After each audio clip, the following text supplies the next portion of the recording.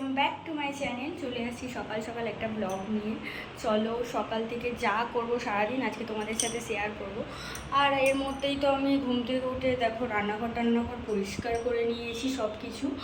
এদিকে দেখো সকালটা হবে হবে ভাব, এখনও হয়নি, 5:30 বাজে। বাইরের ওয়েদারটা জাস্ট দেখো কি সুন্দর লাগছে দেখছো?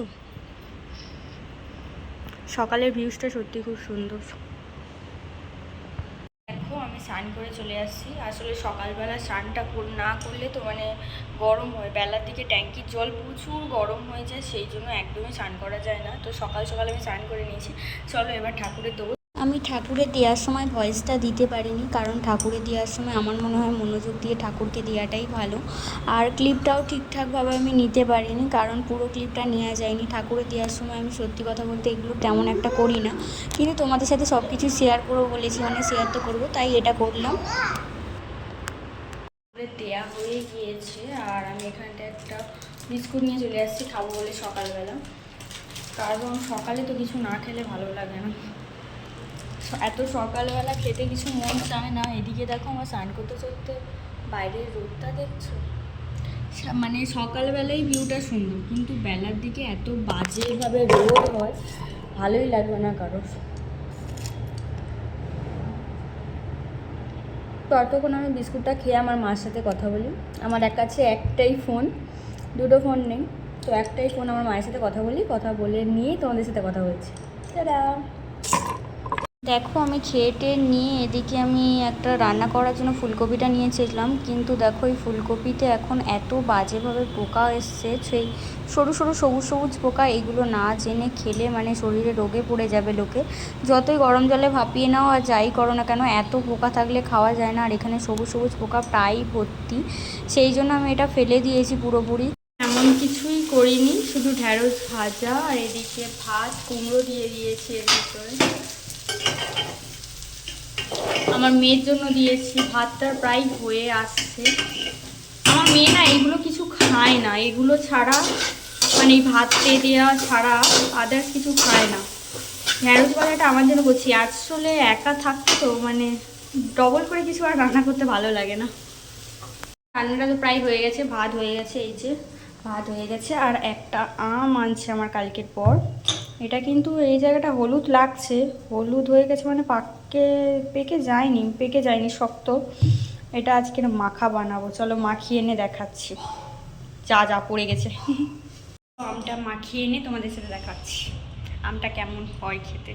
তার মধ্যেই আম মাখাতে গিয়েই দেখি আমার মেয়ে একটু কেঁদে উঠেছে, তো আমি দেখতে এলাম যে ও ঘুমিয়ে গেছে কিনা। না, এখনও ঘুমাচ্ছে না। তারপরে দেখলাম যে ঘুমিয়েই রয়েছে, তাই আবার মাখাতে চলে এসেছি। আমগুলোকে সরু সরু করে এমনভাবে কেটে নিয়েছিস, খেতে অসাধারণ লাগে, সত্যি করে বলছি, তোমরা জাস্ট ট্রাই করে দেখো। আমি জানি গরমের সময় প্রায় লোকই এরকমভাবে খায়, তো আমিও খেয়েছি। এখানে প্রথমে চিনি নুন একটু অল্প অল্প করে দিয়ে দিয়েছি, আর একটু হালকা লঙ্কার গুঁড়ো দিয়েছি। তোমরা ঝালের পরিমাণটা তোমাদের পরিমাণ অনুযায়ী দেবে। আর তারপরে দেখতেই পাচ্ছ এখানটা আমি একটা কাঁচা লঙ্কা নিয়ে ভালোভাবে ঘষে নেবো। এত সুন্দর লাগে না, গরমের সময় কিছু বলারই না। সব থেকে সুন্দর জিনিস যদি কিছু থাকে আমার কাছে তো এটা গরমের সময় কিন্তু বেশি এগুলো ভালো লাগে, কেন জানি না, প্রায় সবারই এগুলো গরমের সময়ই ভালো লাগে বেশি। গরমের সময় আম একটা আমের রাজা বলতে পারো প্রায়, কারণ এই যে আমের চাটনি, আমসত্ত্ব, আরও অনেক কিছু। আমার মেয়ের জন্য কুমড়ো আলু ভাতে নিয়ে চলে যাচ্ছি খাওয়াবো বলে। আর আমার মেয়ে দেখো এদিকে খাবে না, ও এখন থেকেই বলা শুরু করে দিয়েছে যে ও খাবে না। ওকে খাইয়ে নিয়ে তারপর কি করি তোমাদের সাথে দেখাবো, ঠিক আছে? টাটা। দেখো আমার মেয়ে পুরোটা খায়নি, আমারটা বেড়ে নিই, চলো এই থালাই বেড়ে নেবো। ভাতটা যেমন বেড়ে নিই। আচ্ছা জানো তো আমার একটু প্রবলেম হয় ভিডিও করতে, কীরকম দেখো আমার কাছে কোনো স্ট্যান্ড নেই, কিছু নেই, তো একটু প্রবলেম হয়। নয়তো সব কিছু তোমাদের সাথে শেয়ার করতে পারতাম, দেখাতে পারতাম। সব কিছু দেখাতে পারি না একটাই কারণ, আমার কাছে একটাই ফোন, আর কোনো স্ট্যান্ড নেই যে সব কিছু দেখাবো। সব কিছু দেখানোটা সম্ভব হয়ে যায় না, তবে তাড়াতাড়ি খুব দেখানোর চেষ্টা করবো। ভাতটা বেড়ে খেয়ে নিয়ে তোমাদের সাথে কথা বলছি। আর যে আম মাখাটা করে রাখছিলাম না, আম মাখাটা আমরা এখন খাইনি, খাবো, ভাত খাওয়ার পর খাবো। মাখিয়ে রেখে দিয়েছি যাতে ভাত খাওয়ার পরে আবার মাখাতে আর ভালো লাগে না, তো মাখিয়ে রেখে দিয়েছি, তারপরে খাবো।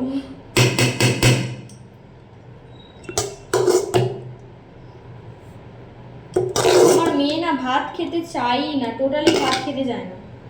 কেন ভাত খায় না, কি জন্য খায় না, নিজেই বুঝতে পারি না।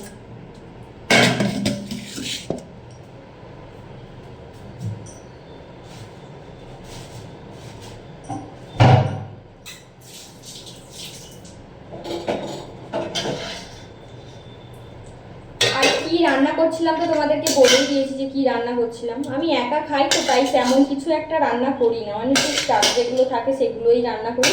সবজি কিন্তু মানে আমার কাছে এখানে ভর্তি রয়েছে, তারপরেও আমার কিছু করতে ইচ্ছা করে না। একার জন্য কার ভাল লাগে বলো?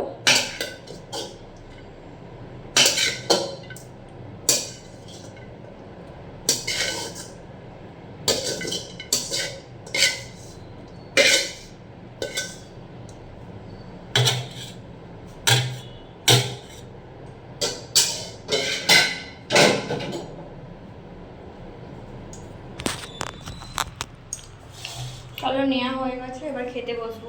খেয়ে এসে তারপর তোমাদের সাথে কথা বলছি। আমি কিন্তু তখন আমগুলো খাইনি, আমগুলো আমি এই দুপুরে খাওয়ার পরই আমগুলো ভালো করে নিয়ে বসে পড়েছি আমগুলো খাবো বলে। দুপুরে আমগুলো খেয়ে নেওয়ার পর আমি একটু হচ্ছে কি মানে মেকআপ টেকআপ করে ভিডিও করবো বলে রেডি হচ্ছিলাম। তো ভিডিও করার জন্য আমি একদমই রেডি। এটা ট্রেন্ডিংয়ে চলছে তাই করছিলাম। কেমন লাগছে অবশ্যই বলো। আমার ভিডিও করা ডান, এবার একটু ঘুমাবো। তো আজকের মতো এই পর্যন্তই ব্লগটা, আবার দেখা হবে নতুন একটা ব্লগে। টাটা।